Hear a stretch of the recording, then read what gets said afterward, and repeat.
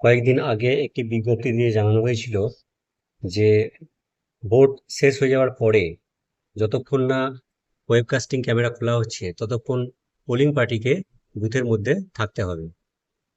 কিন্তু আজকে অর্থাৎ 27/4/2026 তারিখে the additional chief electoral officer একটি বিজ্ঞপ্তির মাধ্যমে জানিয়ে দিয়েছেন যে এটার একটা পার্শ্বীয় পরিবর্তন হয়েছে।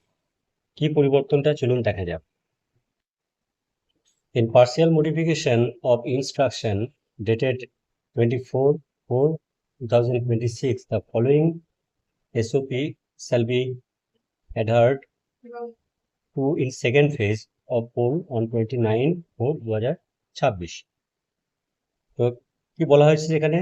The returning officers after completion of poll at the polling station shall make necessary arrangements for immediate departure of polling party from polling booth to receiving center under the prescribed security protocol.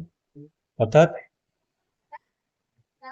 R polling পার্টিকে web camera casting এর জন্য বুথের মধ্যে অপেক্ষা করতে হবে না vote শেষ হয়ে যাওয়ার পরে।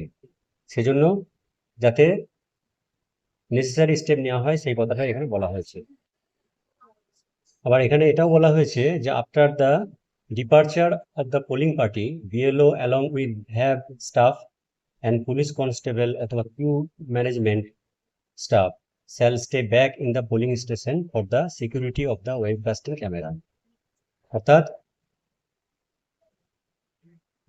পোলিং পার্টি চলে যাওয়ার পরেও বিএলও, তারপরে যে ভ্যাব staff, police constable, queue management staff এদেরকে কিন্তু সিকিউরিটির জন্য ওয়েবকাস্টিং ক্যামেরা সিকিউরিটির জন্য থাকতে হবে ওখানে। যতক্ষণ না ওটা সেক্টর অফিসার খুলে নিয়ে যাচ্ছে ততক্ষণ কিন্তু তাদেরকে ওই বুথের মধ্যে থাকতে হবে। অর্থাৎ সেক্টর অফিসার যতক্ষণ না ওয়েবকাস্টিং ক্যামেরাকে খুলে নিয়ে আসছে ততক্ষণ পর্যন্ত কিন্তু বিএলও, ভ্যাব স্টাফ, পুলিশ কনস্টেবল তাদেরকে কিন্তু ওখানে পাহারায় থাকতে হবে। আজকের বিজ্ঞপ্তির বিষয়বস্তু এটুকুই। সকলে ভালো থাকবেন, সুস্থ থাকবেন। ধন্যবাদ।